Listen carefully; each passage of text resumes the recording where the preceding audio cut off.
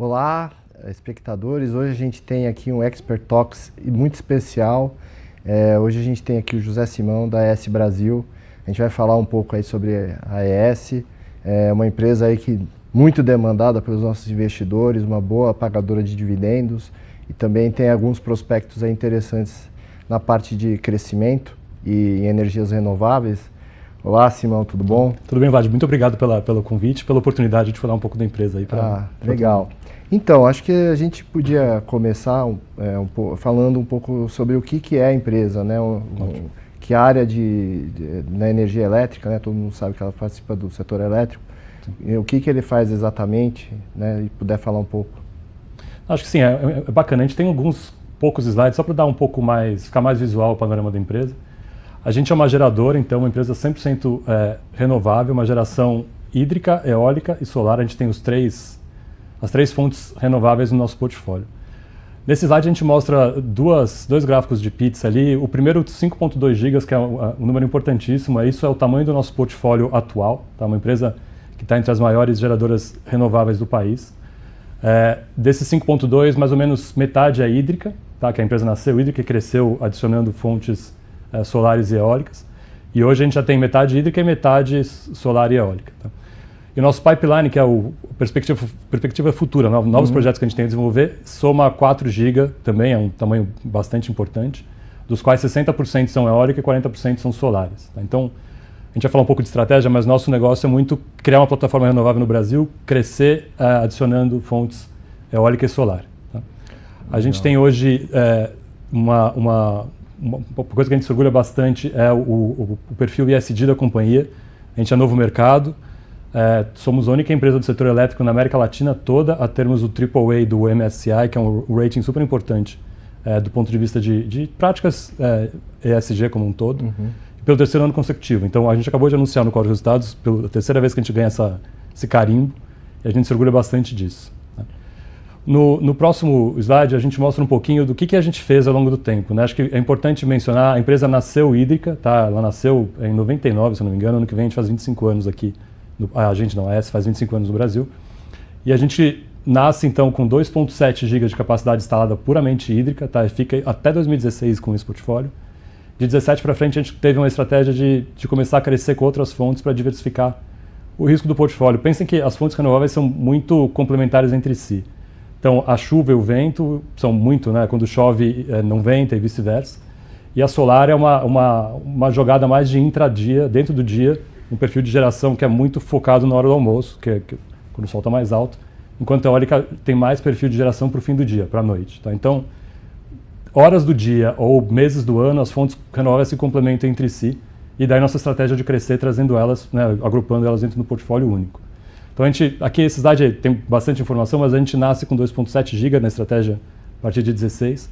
Estamos hoje com 4,5 GB. Tá? A gente acabou de anunciar no último call, agora ontem, na verdade, que entrou a operação Cajuína 1, aquela última barrinha ali de 314 megas. Eólico, 100% contratado. Depois eu falo um pouco mais disso. Mas veja que a gente teve um crescimento de quase 2 GB, 1.8 GB entre 16 e agora. Tá? E estamos construindo 700 megas a mais, que estão nas etapas finais das obras.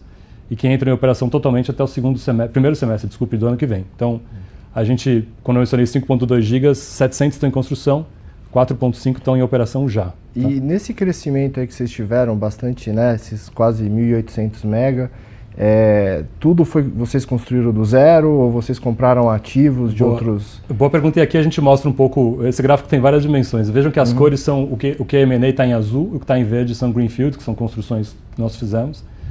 E até a gente nasce com muito mais M&A, porque a gente não tinha expertise de construção. A primeira construção que a gente fez foi um projeto solar chamado Ouro Oeste, está ali, acho que deve ter entrado em operação em 19, por aí. Mas hoje vejam que a gente basicamente é uma empresa de greenfield de desenvolvimento, a gente está crescendo, está construindo agora, 1 GB no total, 300 megas foram entregues ontem, né, oficialmente no call, e 700 em construção. Então a resposta direta, a gente tem as duas vias, M&A e greenfield, a gente olha sempre com o mesmo ímpeto as duas. Se tiver retorno aqui ou ali, a gente flipa de um lado para o outro e buscando crescimento sempre com fontes renováveis. Tá? Acho que isso e no M&A, né, que assim, a gente, quando analisa o setor, que basicamente você faz um investimento ali no começo, Aí você opera aquele parque, no caso de eólica, hídrica e solar, não tem muito, né, muito segredo, né, vamos dizer assim. Mas ali, como é que vocês adicionam valor, né? Como é que nessa história do M&A, né? Porque a construção é fácil entender, né? Você constrói no prazo, no preço, no melhor preço possível, financia bem. Agora ali você está comprando um ativo que já está mais ou menos feito. Como é que você consegue agregar valor aí? Acho que a resposta está no final da sua pergunta. Os ativos que nós compramos não são ativos perfeitos. Todos eles têm algum problema operacional, alguma dificuldade ou desafio operacional.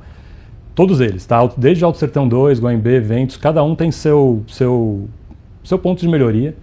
A gente, ao longo do tempo... O primeiro ativo, Alto Sertão 2, sim, na minha opinião, foi talvez até hoje o melhor M&A que a gente já fez. A gente terminou o turnaround dele agora, foram alguns anos de investimento, e ele está gerando de forma plena. Mas a gente não conhecia a eólica à época, né? A gente tinha uma operação solar e aí a gente trouxe muita expertise da S Global, da S, na nossa matriz, que já opera ativos eólicos nos Estados Unidos, já tinha no Chile, já tem muito mais expertise. Isso foi em 2017. Então, desde lá, a gente vem crescendo a nossa base. Hoje a gente tem mais de 700 turbinas sob nossa gestão, diferentes marcas, diferentes estágios de produto, de maturidade, tamanhos e tal. E com isso a gente tem muita propriedade na hora de fazer uma due diligence para um M&A. Então cada vez a gente fica melhor nisso, você vai trazendo os ativos para dentro, a gente sempre tem um plano de CAPEX associado, então, discordando um pouco com o que você falou, a gente compra, lógico, tem o custo de aquisição, mas a gente prevê alguns investimentos ao longo do tempo, principalmente nos três primeiros anos dos ativos, para de fato deixá-los em operação plena. Tá? Exemplo claro, está vendo 456 megas ali que a gente trouxe, foram os últimos ativos que nós compramos. Final do ano passado, em dezembro, eles entraram para o portfólio e tem muita coisa para fazer. Assim, tem Araripe, Caetés e Cassino, são ativos distintos entre si, cada um com a sua dificuldade que a gente identificou na due diligence e vem implementando o plano de CAPEX desde então. A gente faz questão de todo o call de resultados mostrar como a disponibilidade dos ativos evoluiu de um trimestre para o outro, porque o valor do M&A é isso, você traz um ativo que tem algum assunto para ser tratado, a gente sabe fazer, a gente tem uma expertise. Hoje, local, no começo a gente usava expertise global, hoje a gente tem muito mais expertise, acho que até a gente exporta a expertise do Brasil para outras regiões, mas a gente gera valor assim, trazendo ativos com algum assunto que a gente trata de forma plena, e eles são todos os M&As são 100% contratados, o off-taker é o governo, então tem um risco baixíssimo de crédito, previsibilidade total dos contratos e preços bons, né? São ativos vendidos em leilões antigos e carregam PPAs super atrativos. Muito bom. E a gente acabou falando de AS Corp, né? E quem é a AS Corp? Boa pergunta. Essa a gente recebe bastante.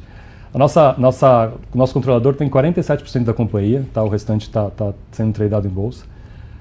A AS Corp é uma das maiores empresas de geração mundial. Ela é baseada nos Estados Unidos, em Arlington. Tem 32 gigas em operação atual, tá? Em diferentes fontes. Tem eólica, tem solar, tem gás, tem todo tipo de fonte de geração possível. Eles têm 2 operações de distribuição, se eu não me engano, mas o foco deles de fato é geração. São 32 gigas em operação, 5.5 gigas em construção, então nos dá sempre bastante força para negociar com fornecedores, porque você está falando de escala global mesmo. Tá?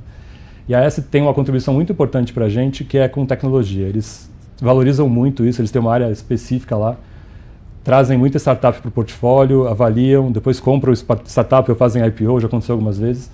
O caso clássico é bateria, né? A gente tem uma parceria, a AS Ford tem uma parceria com a Siemens, uma empresa chamada Fluence, é a maior empresa de baterias do mundo. Então, a gente talvez possa falar um pouco disso mais para frente. E outras tecnologias como a 5B, que é uma empresa que traz, ela monta os painéis, ela traz o painel solar como se fosse uma sanfona, coloca no terreno e aí vem um carro e estica a sanfona e você monta rapidamente o ativo todo, sabe? Esse tipo de coisa que eles têm lá, que são coisas super inovadoras, e a gente sempre estuda em trazer para o Brasil. Tá? Então a gente tem uma vantagem competitiva pelo controlador ser quem ele é. Tá? Legal. E aí, assim, um pouco, a gente falou aí dos ativos, né? Como é que você opera, né? Porque a gente vê que o parque hídrico aqui em São Paulo, mas as eólicas se espalham pelo Nordeste, solar tem aqui em São Paulo, tem lá no Nordeste, não sei se tem. Essa é outra parte importante da nossa estratégia. Quando eu comentei, o plano sempre foi crescer com fontes renováveis e isso, cada ativo tem sua relação entre si e obviamente o portfólio fica com menos risco quando você traz ativos com perfis de risco diferente, é como qualquer outra atividade. a gente tem, aqui nesse slide aparece, você pode colocar por favor, aparece a distribuição geográfica dos ativos e a natureza, né, se é eólico, solar ou hídrico. Como você falou, a gente nasceu em São Paulo com as hídricas aqui e foi expandido. A geração eólica é no Nordeste, assim, não tem, é um dos lugares com o melhor vento do mundo, tanto em termos de velocidade quanto de constância, então não dá para escapar.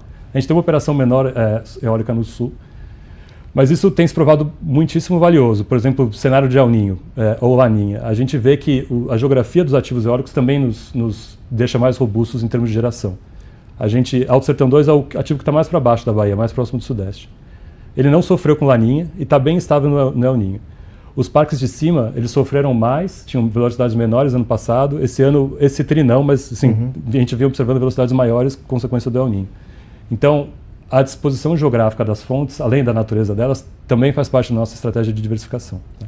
E a operação, você perguntou, é toda feita de forma centralizada lá em Bauru, em São Paulo, que é onde ficam, é meio que o hub das hídricas e nasceu ali um negócio e continua dali. Então, de lá o nosso técnico consegue ver as turbinas em Mandacaru, que está lá no Ceará, por exemplo, ou de Cassino, no Rio Grande do Sul.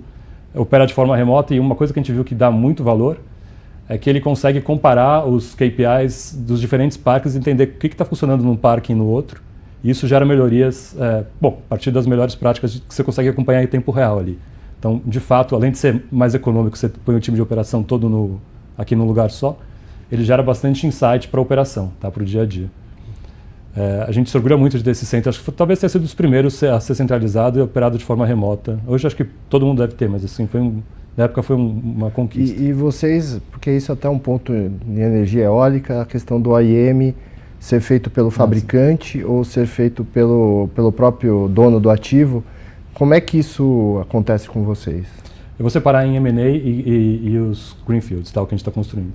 Os M&As a gente compra os ativos, muitas vezes os ativos que a gente compra são de fundos, e aí o fundo não quer operar. O fundo é um investidor financeiro por definição, então ele constrói, põe o dinheiro e tem um terceiro que opera. Tá? Então, todos os nossos ativos que estão hoje na carteira, que foram adquiridos, todos operam com alguma parceria com o fornecedor. E aí todos eles, tá? Tem GE, tem Siemens, tem todo mundo que você pode imaginar. São contratos de dois tipos. Um chama-se OSA, que é um contrato de operação, não prevê o CAPEX, e o outro chama FSA, que é o Full Service Agreement, e aí é porteira fechada. A empresa opera, o fornecedor opera aquilo, e a gente basicamente tem uma garantia de disponibilidade do parque. O que a gente fez desde Alto Sertão 2 obviamente é o que a gente faz, nós somos operadores de ativo, então a gente nunca deixa o ativo na mão do fornecedor e simplesmente a gente está muito próximo, por isso a linha de operação tem tanto valor. Porque a gente acompanha na vírgula cada KPI dos contratos, cada SLA, e às medida que esses contratos estão terminando, eu acho que ano que vem termina de Alto Sertão 2, é o primeiro deles, a gente vai internalizar, a gente está colocando nossos próprios times. Tá? A gente já tem uma rede de fornecedores local em todos os ativos, a gente conhece fornecedor, então a gente está super apto para operar eles. E a gente tem um critério, um padrão que é global da ES de certificação de operador de ativo, é o que a gente faz. Então, gera uma margem incremental para a gente, inclusive, sermos os operadores. Então, hoje nós não somos os ativos comprados, eles são ainda operados por terceiros, porque vieram com contratos assinados e os contratos agora estão terminando a partir do ano que vem e a gente vai entrar gradativamente em todos os ativos. Tá? Ou seja, tem uma margem aí de melhoria na medida que esse pessoal sai, eu imagino, tanto do ponto de vista de melhor disponibilidade como de menores custos. Tem. Disponibilidade, acho que a gente tem feito bastante, mesmo operando com terceiro, porque tem coisas que nós mesmos internalizamos, depende do contrato já ter. Mas acho que é muito mais custo, tá? Passa a ter a margem que hoje vai para o fornecedor, basicamente fica conosco, a partir do momento que a gente internaliza. A segunda parte da resposta são os ativos novos que estão em construção. Então, quando você faz um ativo com uma turbina nova, os ativos têm garantia de cerca de 5 anos, tá? São 5 anos de garantia do fornecedor. Por isso a gente mantém o fornecedor como operador por esses primeiros 5 anos. Você casa a garantia com quem vai estar de fato lá no dia a dia operando. Como todos os ativos, a gente vai ficar em cima deles na vírgula, acompanhando dia a dia, hora a hora, a operação de forma centralizada. Mas é interessante para a gente deixar os primeiros 5 anos com o contrato com o fornecedor, depois a gente avalia se continua ou não. Provavelmente a gente vai internalizar. Tá? Isso é sempre assim, a gente vê como uma boa prática. Os primeiros anos, eventualmente, ocorrerão mais falhas das máquinas que estão acabando de entrar em operação, então é bom ter a garantia e o fornecedor com o contrato de full service, que é aí que ele garante a disponibilidade, normalmente é 96%, 97% do tempo. Ótimo. Excelente. Aí eu acho que um outro ponto aqui é a gente entender como é que vocês contratam a energia, né? Porque você falou que tem alguns parques que têm contratos de longo prazo que é meio que com as distribuidoras, né? Sim. E outros têm no ambiente livre, outros estão descontratados. Se você pudesse abrir um pouquinho... Isso acho que é talvez a principal pergunta. É o que onde gera mais valor, de fato, a gente opera, mas a gente opera para poder vender energia. No fim do dia, o que faz a gente ter um fluxo de caixa robusto como a estratégia de comercialização de energia. Tá? E aí, de novo, a gente diversificou. Tá? A gente tem um slide interessante que, se puderem colocar, mostra um pouquinho do que a gente tem de perfil de contratação no tempo. Mas, basicamente, a gente usa as usinas hídricas, que são ativos 100% depreciados, para contratos curtos, tá? Contratos de 3 a 5 anos, e vende energia convencional, não vende energia incentivada pela natureza da fonte. Os ativos novos, todos, ou estão no regulado, como a gente comentou agora, o off-taker são as distribuidoras, e as expansões que nós estamos fazendo via Greenfield, construções nossas, são contratos fechados no mercado livre já, para grandes consumidores, e aí são contratos de longuíssimo prazo. A média dá 17 anos de contrato, e tudo que a gente tem, isso é importante, é ajustado por inflação, tá? Por IPCA. Praticamente em janeiro todos os contratos têm um reajuste de inflação, tanto no regulado quanto no livre. A gente, nesse gráfico do meio, a gente vê que mais ou menos 30% da nossa receita está no mercado regulado, são os M&As, e 70% está no mercado livre, que aí é ou da hídrica ou nas expansões que nós estamos construindo agora. Nossos clientes são Microsoft, são Anglo American, Unipar, são grandes nomes com rating super bom. A gente acompanha isso de perto, por isso tem aquela pizzinha de rating ali ao lado, mas acho que talvez muito detalhe. Mas um ponto que eu gostaria de destacar aqui para a gente é fundamental, ainda mais no ambiente de preços mais baixos, né, que é o que a gente está vivendo hoje, é esse gráfico de barras aqui que mostra quanto a gente está contratado do portfólio pelos próximos 5 anos. Então vejam que a gente tem em cima aqui, os percentuais, é quanto de energia, quanto do portfólio está vendido para cada um dos anos. Tá? No nosso negócio da hídrica, principalmente, é natural que para os anos futuros, como os contratos são curtos, a contratação do portfólio é menor. E, sinceramente, sempre foi nossa estratégia. Tá? A gente sabe que 2 anos antes da entrega, existe uma margem maior no preço, porque o cliente está precisando de energia, então a gente acaba conseguindo margens maiores. Então, naturalmente, nosso shape de contratação ele decresce para os anos futuros. Mas vejam que, mesmo assim, a gente agora com um portfólio solar e eólico 100% contratado, a gente chega a totalmente vendidos em 23 e 24, né, 96% e 100%. 25 também, a gente está com 96% da energia total vendida. E aí 90%, 89% em 26% e 80% em 27%. Então, isso, para uma empresa que está majoritariamente no mercado livre, você está com um portfólio desse totalmente contratado, e o preço médio do portfólio é de R$190 hoje. Tá? Isso tudo inflacionado, como eu comentei. Então, a gente está numa situação muito confortável. Né? A gente está vendo o preço agora, acho que outro dia eu estava vendo a Decide a 120 em 28, convencional, R$30 mais, R$150 incentivado. A gente está com um portfólio que não precisa desses preços. A gente está contratado a 190. Assim, 27 para frente, a gente imagina, nossa tese é que o preço começa a voltar. E à medida que vai voltar, a gente vai fechando esses 20% que faltam de 27, começa a trabalhar 28, que está bem mais descontratado, e naturalmente vai fechando esse gap. Tá? E você entende aí você falou no finalzinho sobre a partir de 27 o mercado ir para um comportamento mais, né, vamos dizer, não vou dizer racional, mas mais equilibrado, né? Porque hoje a gente está com um preço que não remunera nenhum investimento novo, né? O que você pode falar, assim, o que vai fazer esse equilíbrio de mercado? Porque a gente ainda vê alguns estímulos para essas energias renováveis, autoprodução, isso ainda continua de um lado, do outro lado também a gente vê uma economia que não cresce muito, né? Então, sim, como é que você acredita que esse equilíbrio vai chegar em 27? Tem uma linha que tem uma sobre-oferta de energia justamente pela corrida que todos os empreendedores fizeram para ter os ativos com outorga e não perder o desconto do fio, que é um ponto importante para as renováveis novas. Na nossa visão, essa sobre-oferta acaba entre 27 e 28, então isso deve cessar. E o preço deve convergir para incentivada a 180, a convencional a 150, que são números de quem cobre o mercado sabe que acaba convergindo por aí. Por quê, Vlad? A gente não consegue vender um PPA a R$150, assim, não dá a TIR que precisa, não remunera o acionista, isso para a gente talvez até eu como CFO, a coisa que a gente preza como maior valor é entregar o retorno para o acionista. Eu não posso fazer um contrato de R$150, não fecha a conta.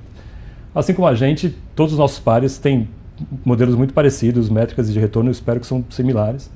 Então passa a acessar um pouco a oferta, e aí a demanda, de alguma forma, eles se reequilibram para o custo marginal de expansão, que é outra grande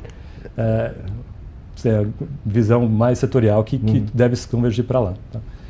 A gente não vai esperar até 27, 28 para continuar crescendo. A gente tem produtos, até tem um PPA da Microsoft que a gente fechou agora no primeiro trimestre, que a gente consegue entregar um preço superior ao preço da Decide, tá? O preço de referência que está sendo tradado a energia, porque a gente faz produtos que são bastante customizados para cada um dos clientes. Tá? Esse PPA da Microsoft tem uma série de particularidades que justificam o preço que descola do preço de tela. Está super bem precificado para os dois lados. É um contrato que exige uma série de cuidados, de atenção do nosso lado. A Microsoft precisa de uma energia a mais pura possível, como você pode imaginar, a gente garante isso para eles. Então, embora o mercado esteja operando para baixo hoje, a gente só vai viabilizar novos contratos à medida que a gente feche preços que fechem a tiro. Tá? O CAPEX também está para cima, a gente não viu ele caindo.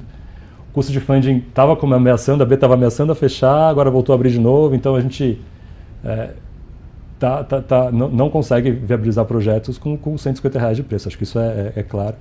E à medida que a gente não faz, os outros também não fazem, o preço deve voltar a convergir para o preço que fecha o retorno financeiro da expansão. E no lado da demanda, vocês já enxergam, porque assim, a gente está num ambiente de preço baixo, já está o quê? É o segundo ano, né? Vamos dizer, desde o primeiro semestre do ano passado. A gente viu alguns clientes industriais voltando a consumir. Vocês que estão aí na ponta de vender energia, como é que vocês estão vendo isso? Tem muita coisa nova chegando que talvez não esteja no radar de todo mundo. Você deve ter ouvido falar do Plano Nacional de Fertilizantes. Acho que esse é um tema que gera demanda para energia e talvez para o hidrogênio verde mais para frente. Hoje, 80% do fertilizante do brasileiro é importado e esse plano visa que 45% seja de produção local. Então, vai exigir uma nova capacidade, uma nova demanda aqui para o mercado que independe muito do PIB. Assim, o agro cresce, vai precisar de de fertilizante. Data centers com inteligência artificial generativa, 5G, a gente está vendo muita demanda, que de novo, é um setor específico muito intensivo em eletricidade. A AES globalmente tem Microsoft, tem Amazon, tem uma série de clientes de tecnologia, então isso nos ajuda aqui para a operação brasileira. Eletrificação é um tema talvez um pouco mais para frente. Tá? E o próprio hidrogênio verde vai precisar, são projetos que são gigas, né? Assim, são muito intensivos e geram também oportunidade de crescimento.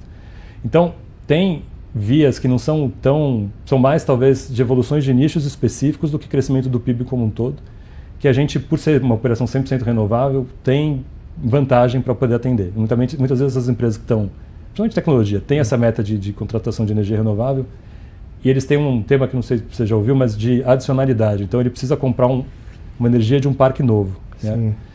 Que para a gente, viabiliza a construção. Ele não pode comprar de um ativo que já está pronto e descontratado, ele precisa que a construção seja feita para ele.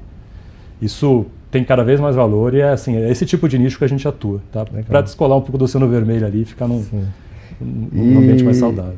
E assim, a gente aqui falou, até acho que é bom que a gente falou do futuro, né? E aí um pouco da estratégia da AES nesse mundo aí que a gente está vendo de descarbonização.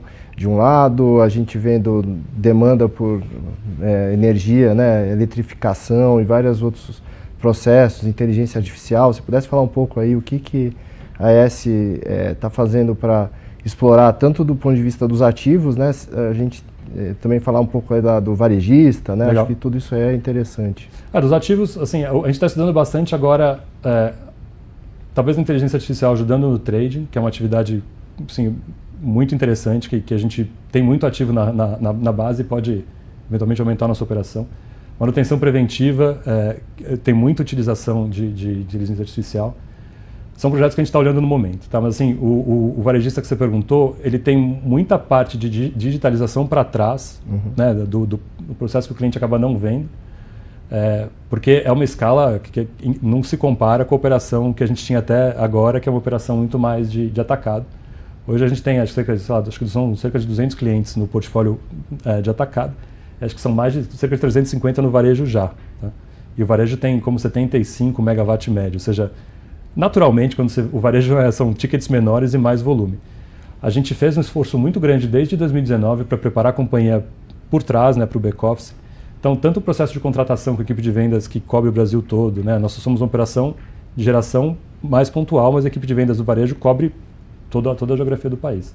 A parte de back-office por trás, desde o pedido do cliente, a cotação, análise de rating, preço por risco, tudo isso foi um trabalho de digitalização, de inovação que está pronto hoje, quando precisava estar, né? Porque a partir de janeiro a regulação permite que o cliente do mercado regulado de alta tensão migre para o livre e vai abrir um potencial de mercado enorme que a gente, desde 19, visa estar bem posicionado para capturar e chegamos lá, né? A gente se vê como, a gente está entre as 3 maiores operações varejistas do país, por isso, a gente começou muito atrás, né? Fez uma série de investimentos e está apto agora para aproveitar esse novo segmento de fato que se abre e com uma margem interessante. Tá? Então, no ambiente de preços pressionados, para baixo, desculpe, a gente tem uma margem interessante no varejista. Tá? Então, por isso a estratégia. A gente gostaria de estar bem posicionado ali. Tá, só assim, porque o nosso espectador aqui não é muito, né, afeito aí, não conhece muito o mercado de energia, né? O que é o mercado livre, né? O que é, claro, quem que pode escolher, assim, comprar energia, a distribuidora, como é que funciona isso? Você tem 3 mercados, mas o mercado livre, o mercado regulado e o mercado de curto prazo, que é o que acaba liquidando. Mas vamos falar nos primeiros 2. O mercado regulado é o que você, indivíduos e pequenas empresas fazem parte. A gente não tem opção de comprar energia a não ser da fornecedora que nos atende. O mercado livre o nome diz, cada cliente pode optar e contratar diferentes termos com diferentes fornecedores. Pode contratar prazo maior, menor, o preço é totalmente negociado. No regulado, o preço é imposto e a tarifa da distribuidora. O que o governo está fazendo agora, e vem a partir de janeiro de 24, todo mundo que é alta tensão, então basicamente grandes indústrias, que já são grandes, pequenas e médias indústrias, passam a ser comércios também, passam a ser aptos a migrar para o mercado livre. Tá? Então, grandes indústrias hoje já são aptas, são os nossos clientes atuais, mas não um mercado assim, mas acho que uma rede de supermercados, por exemplo, já consegue agregar uma carga suficiente para passar a ter a opção de migrar para o livre.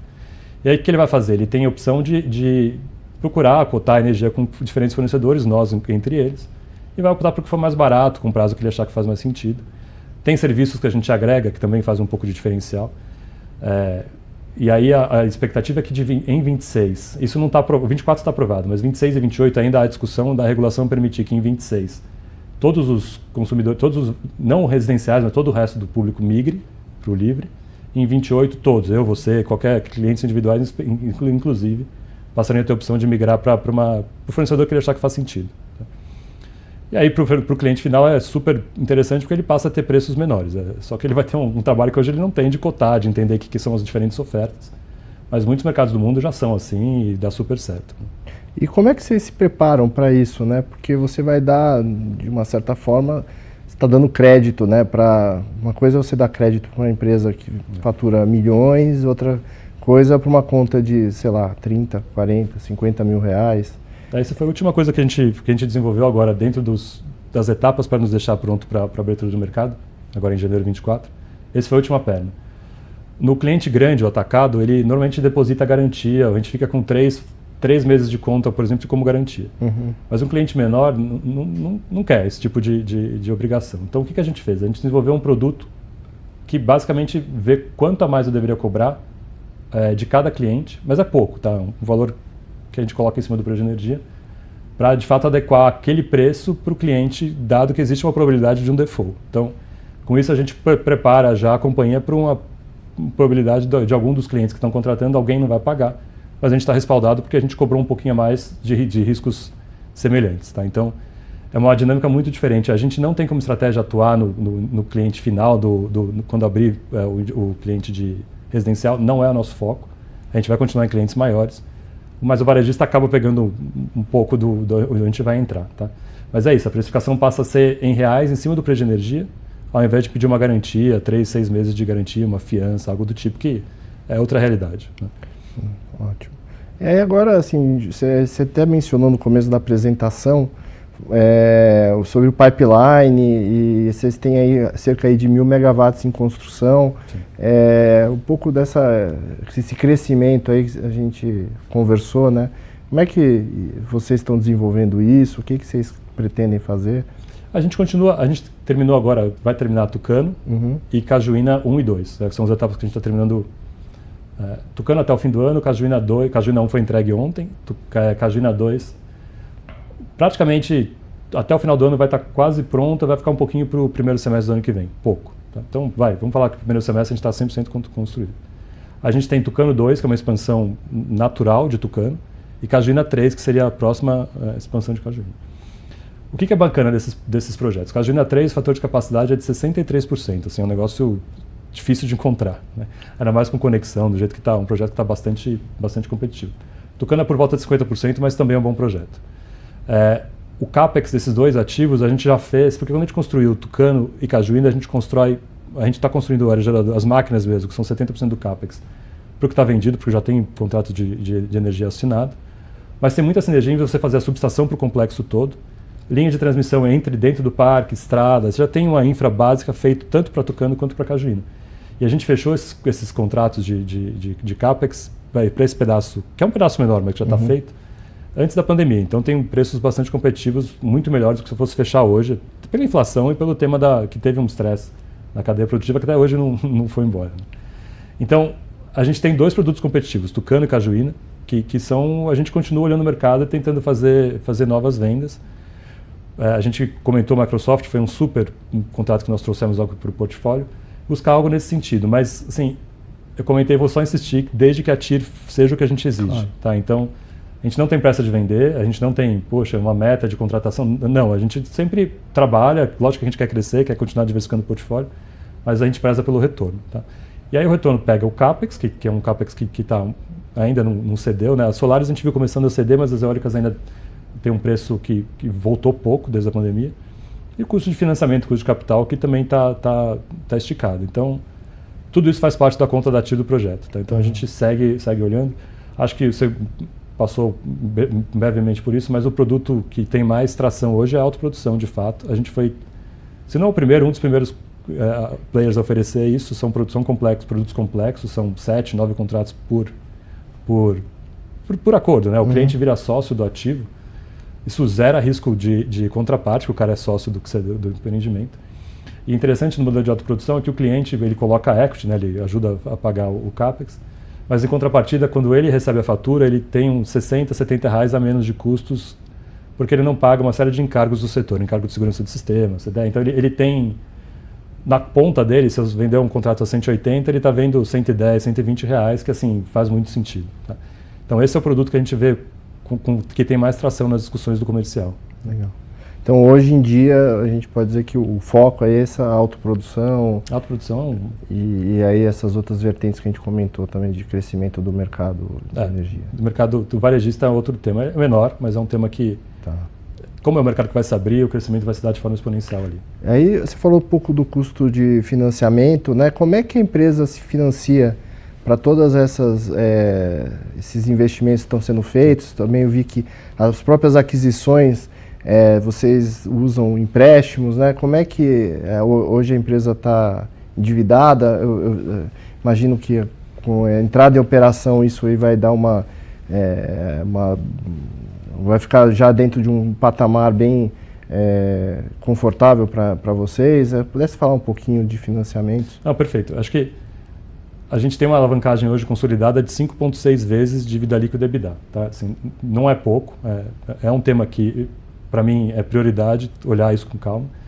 Mas o fato é que a gente está construindo agora 1 giga, acabamos de entregar os primeiros 300, mas é 1 giga em cima de 4 gigas. Né? Então, a relação de geração de caixa dos ativos operacionais versus a necessidade de CAPEX para construção é puxada, e por isso que a gente chegou nesse patamar que a gente chegou agora. Assim, não há qualquer risco de solvência, absolutamente. A gente tem um caixa de 3,1 bi, a gente não tem necessidade de captar mais R$1, tá, para terminar as construções que a gente tem. Dado isso, a gente tem toda a dívida já no balanço, que a gente... Isso, e não tem a geração de caixa. Justamente. Então, se pensar, justamente agora a gente está no ponto de inflexão, onde a dívida já está lá, a gente contratou, na verdade, a gente fez um pouco por sorte, mas a gente acabou contratando a dívida antes da crise da Americanas, a gente acabou, mas carrega essa dívida no balanço. Sim. E agora, os ativos começam a entrar em operação, começam a gerar EBITDA, todo o TRI a gente vem reportando o crescimento de EBITDA de Tucano e de Cajuína. E aí, naturalmente, é matemática, é simples, a gente vai desalavancar a partir de agora. A gente vê no fim do ano que vem 4,5 vezes a dívida líquida EBITDA. Então a gente sai de 5,6 para 4,5. Mas a gente não vai parar por aí, Vlad. Nosso objetivo é ficar em 3,5, 4 vezes a alavancagem consolidada. Tá? Por que isso? Sim, menos acho ruim, porque sempre a gente quer continuar crescendo, quer continuar olhando oportunidade, então é bom você manter um pouco de dívidas, gera valor demais para o acionista. Então acho que é uma situação, é um ponto bacana. Não existe projeto desse tamanho e dessa capacidade sem um financiamento que alavanque a taxa de retorno do acionista, né? Não, assim, antes da estrutura, do começo, vocês lembraram aquele slide anterior que mostra quantos megas a gente foi trazendo? A gente tinha 2,7 GB de capacidade instalada e a dívida líquida EBITDA era 0,9. Assim, um negócio que é um extremo que também não faz sentido. Né? Então, a gente põe o dinheiro para trabalhar e assim, agora justamente ao pico. Justamente por isso, é um esforço grande. Se a gente continuar a desenvolver Cajuína e Tucano, como eu comentei, são cerca de 300 mega, que se a gente vendesse tudo em cima de um portfólio que vai ter 5,2 GB. Então, sabe, na margem o crescimento passa a ser menor e a alavancagem acontece mesmo crescendo. Desalavancagem, desculpa. Ótimo. E vocês, bom, agora a gente falou de investimento, falou de dívida, e aí o investidor aqui já vai começar a mandar mensagem. Cadê o dividendo? Né? Qual a política de vocês? Boa. E pudesse falar um pouquinho você tem alguma modificação? Não, a política a gente tem publicada, se vocês olharem no site vocês vão encontrar, o que a gente tem lá de política é pagamento entre 50% e 100% do lucro líquido ajustado.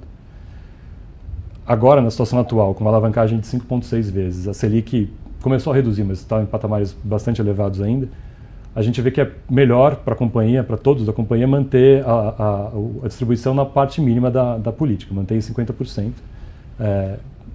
E aí, a partir do momento que os ativos entram em operação e a companhia desalavanca, como a gente acabou de comentar, você volta a reavaliar. Tá? A gente vai sempre operar entre 50 e 100, mas hoje, por hoje, com a alavancagem ainda em 5,6 vezes, que a gente acabou de reportar, e a Selic quase 13%, a gente vai manter os 50%.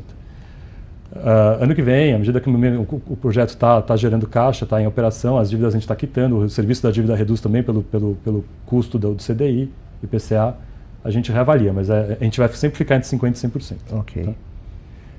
E aí imagino que com a expectativa desse tudo entrando em operação, a gente vai ter aí o resultado evoluindo também, né? Esperamos, né, todos. Não, esperando. A gente comentou algumas vezes, acho que ano passado foi a primeira vez, a gente fez aquele AS Brasil Day que em dezembro, e a gente comentou, no final do ano passado, em 2022, a gente reportou um EBITDA de 1,2 bi. Né? Em dezembro de 22, a gente finalizou a compra dos ativos, o último M&A que a gente fez, que são os ativos que eram de Cúbico, são os 456 megas, a última barrinha lá, penúltima do slide.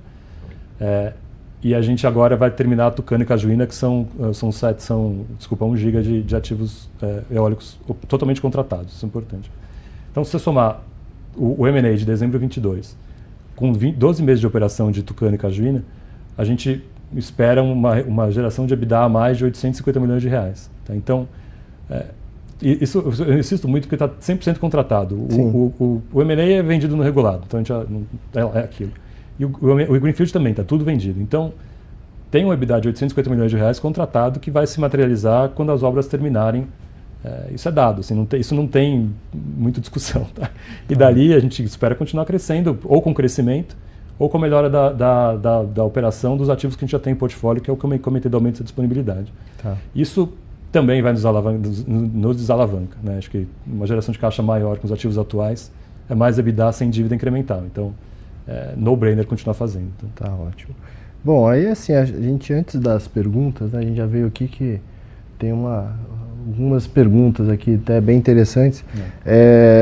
Tem um tema que a gente sempre quando fala em energia, né, fala muito a questão ambiental, ESG, né, e pudesse falar um pouco também da tecnologia, assim, o que a gente sempre gosta de trazer, ainda mais a empresa como a AES, né, que tem um controlador, que tem, você falou das baterias, né, que acho que é uma questão aí no setor elétrico, não só no Brasil, mas no mundo inteiro, que está começando a pegar tração, né? Sim. Se você pudesse falar um pouquinho disso, ia ser legal. Vou começar com baterias, a gente está bem animado. A princípio vai ter um leilão ano que vem de capacidade. A princípio também, a gente não tem como afirmar isso, mas bateria seria um produto possível de ser colocado como fonte de capacidade no leilão. Para a gente está achando que vai ser uma super possibilidade. A AES, como eu comentei globalmente, é líder mundial via essa parceria com a Siemens, né, que chama Fluence. E a gente tem já operações no Havaí, no Chile. Então a gente sabe utilizar globalmente, sabe usar bateria. Talvez seja um paralelo ao Alto Sertão 2, o primeiro ativo eólico que a gente trouxe para o Brasil. A gente sabe fazer, a gente tem tecnologia, a gente tem a propriedade intelectual do software que é chave, né? Na bateria em si é commodity, mas o como gerenciar ela ao longo do tempo é aí que está o diferencial.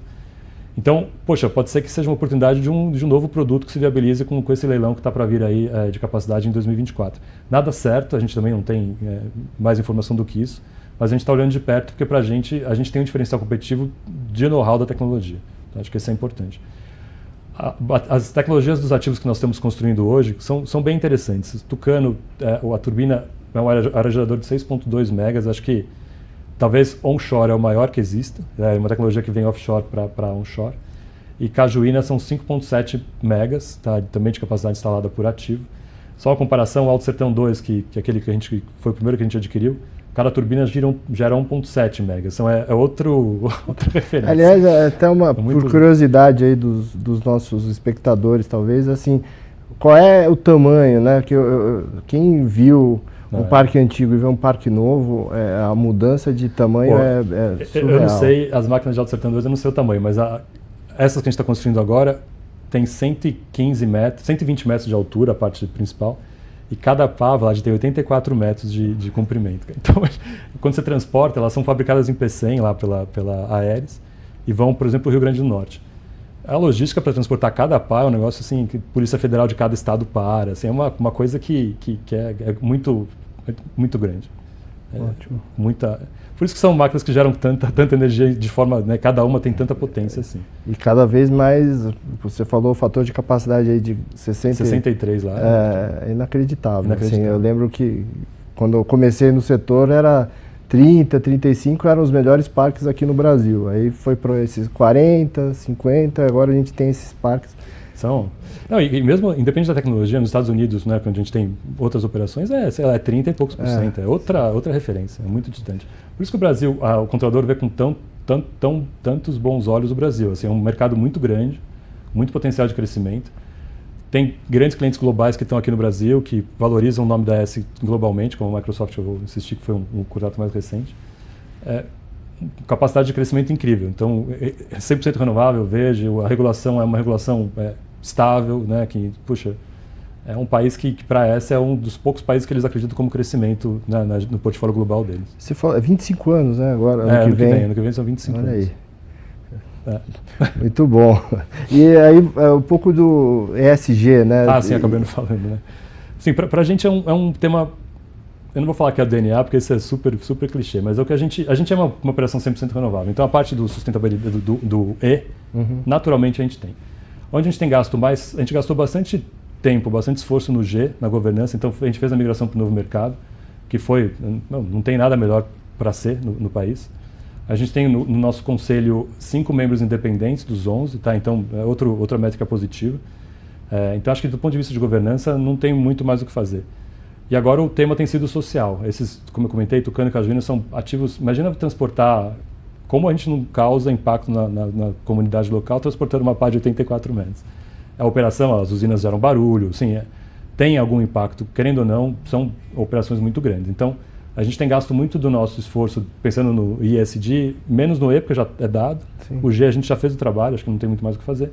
E no S? E no S, que é o foco. Então, uma coisa que a gente anunciou no último call também, Tucano, ele é operado 100% por mulheres, já são, acho que, talvez entre 12 e 15 mulheres que operam o parque, então é 100% mulheres. E Cajuína, a gente acabou de terminar o treinamento, né, o curso junto com o Senai do Rio Grande do Norte, para treinar 73 mulheres, 33 vão ser contratadas para trabalhar conosco. E aí, além de contratar as mulheres, você também tem que desenvolver creche, escola, tudo para que elas tenham um respaldo para trabalhar de forma tranquila conosco. Então, a parte social é agora onde a gente tem gasto mais o nosso tempo. Tá? Isso nos ajuda não só com a comunidade, né, com a licença para poder operar lá, né, existe esse tipo de discussão, mas nos ajuda no ponto de vista de dívida, sempre nos ajuda. O Banco de Fomento vem com muito bons olhos esse tipo de preocupação que nós temos naturalmente, e nos ajuda também com o cliente. Os clientes muitas vezes, por exemplo, o BRF, ou que fecham uma parceria de 15, 20 anos conosco, quer saber com quem eles estão casando, entre aspas, né? Porque ele não pode fazer uma parceria de 15, 20 anos com um fornecedor que não tem uma reputação e um esforço muito grande junto à comunidade. Então, vira receita, vira margem, vira spread. Bom, então até passar aqui um pouco pelas perguntas, né? Olha, ele tem uma pergunta aqui de El Ninho, né? Acho que você até comentou. Sim. Puxa, a visão foi mudando ao longo do tempo. Tá? Assim, o que não se discute é que está mais quente. A gente está vendo hoje aqui, essa semana, temperaturas recordes. Estar mais quente no Sudeste aumenta a carga e ajuda na operação hídrica. Tá? Na verdade, reduz o GSF e a gente acaba operando mais na hídrica. A gente não constatou, como esperava, ventos mais fortes no Nordeste. Isso varia, vocês viram que a gente tem ativos espalhados na costa, mas a gente, na comparação do trimestre, o vento desse TRI veio quase muito parecido, 2% menor do que no trimestre passado. Então, não foi um vento forte como se esperava, do El Niño típico, né, que é seca no Sudeste e não chove no Nordeste, por isso vento, mas acabou não acontecendo. A gente viu uma seca gritante no Norte, que é o que fez os preços descolarem há pouco tempo atrás aí do piso, pela primeira vez em 12 meses. E no Sul chovendo muito, né? Também é isso. Para a gente, a carga maior é positiva para a hídrica. O vento eu não posso falar que teve. Tá? Ele veio em linha ou parecido com do trimestre passado, por exemplo, do ano passado. Desculpa. Legal. Aqui Nos Daniel, nossos ativos, tá, Vlad? Eu não sei se tem outro. Sim. O Daniel Braga perguntou aqui sobre hidrogênio verde, como Legal. funciona a venda e se consegue comercializar crédito de carbono com esse projeto. Esse é uma super oportunidade para o país como um todo e a gente também se insere nisso. Tá? A gente tem um acordo com o Porto de Pecém. E por que o Porto de Pecém é tão bom? Ele fica no Nordeste, obviamente, então tem recursos naturais super interessantes, super bons. E ele fica próximo da Europa. Tá? O porto, acho que é talvez o ponto de menor distância entre Brasil e Roterdã, que é o porto que vai comprar o hidrogênio assim que tiver o leilão lá, acho que é do governo da Alemanha que vai ser o primeiro. O que é bacana? O Brasil é renovável, majoritariamente renovável, e o preço aqui de energia é muito barato. Né? A gente está falando, sei lá, 40, 35, 40 dólares. Você vai para os Estados Unidos é 60, 70 dólares. Assim, existe uma arbitragem de preço. O hidrogênio verde permite a gente, quem for operar, trabalhar essa arbitragem, porque ele acaba importando energia brasileira via hidrogênio verde e usa na Europa, por exemplo. Nos Estados Unidos é mais difícil porque eles têm lá os subsídios locais, mas o hidrogênio verde é uma forma de exportar energia e permite que essa arbitragem que existe entre o Brasil e o resto do mundo se nete. Tá? Então tem dinheiro aí. A gente tem um projeto já, como eu comentei, em desenvolvimento, mas assim, é mais para o final da década, não é nada para agora. E funciona da seguinte forma, o hidrogênio verde tem cores diferentes, né? Mas o hidrogênio verde é aquele que é 100% gerado de fonte renovável, eólica ou solar e hídrica. E ele não pode estar conectado à rede, porque se encostar na rede ele pega um pouquinho dos combustíveis fósseis. Ele é feito a partir da eletrólise da água, você gera o gás, hidrogênio, você transforma ele em amônia, porque o hidrogênio explode, isso não é uma coisa, não é tão trivial de transportar. A amônia é menos volátil, você transforma isso em amônia, coloca no navio e exporta. Aí chegando na Europa... A amônia, aliás, que é um fertilizante. Que também usa para fertilizante, por isso. É o tal do projeto do governo, também é um hidrogênio verde, né? Existe o hidrogênio verde, que pode ser usado para fertilizante, e existe o hidrogênio azul, que é feito com gás natural também, e captura da emissão. Então, assim, para o Brasil como um todo, tanto que o governo está dando bastante foco para o tema do hidrogênio, porque é uma oportunidade de sermos líderes na transição energética, com uma fonte que existe arbitragem, dados os recursos naturais do país, um recurso verde e mais barato que o resto do mundo. Tá? Então, é um bom negócio, mas assim, não é nada para amanhã, é algo mais para o fim da década, tá? Na nossa visão. Deixa eu ver aqui, temos mais alguma pergunta? E a gente está falando aqui de transição energética, né? Acho que talvez faltou a gente falar um pouco assim, o que é essa transição energética? Sim, a transição energética é muito saída de combustíveis fósseis de alta emissão para combustíveis renováveis, pode ser eólico, solar ou hídrico. É importante porque muitas empresas têm metas globais de redução de emissão, se carbono zero, depois positivação das emissões, e muitas vezes o maior emissor, de fato, é o tipo de combustível ou da fonte de energia que as empresas usam para suas operações. Quando eles trocam, eles saem de uma geração a carvão, uma geração a gás, ou mesmo quando saem e contratam energia renovável com a nossa, ou com uma certificação inclusive, faz parte da transição energética. Eles passarem a ter fontes de energia que têm menos emissão de carbono. Tá? E com isso reduzem as emissões da operação como um todo e atendem às metas globais que todo mundo praticamente tem hoje em dia. Ok. E, bom, acho que para a gente aí, olha, aqui já tenho várias perguntas aqui dos proventos, né? A gente já falou bastante, assim, deixa eu ver se temos mais aqui alguma... Bom, um pouco falando, a gente falou de preço de energia num prazo que tem uma expectativa de se normalizar, né, vamos dizer assim, o mercado. Se pudesse falar um pouco assim, você falou que 27 para frente melhora, né? O que a gente falou aqui dessas perspectivas de crescimento, a gente falou também. O que mais você pode falar, né, para nos ajudar aqui a... Acho que, na nossa visão, o preço desse jeito inviabiliza a expansão e todos os agentes todos os geradores como nós simplesmente não fazem, os projetos não são viáveis.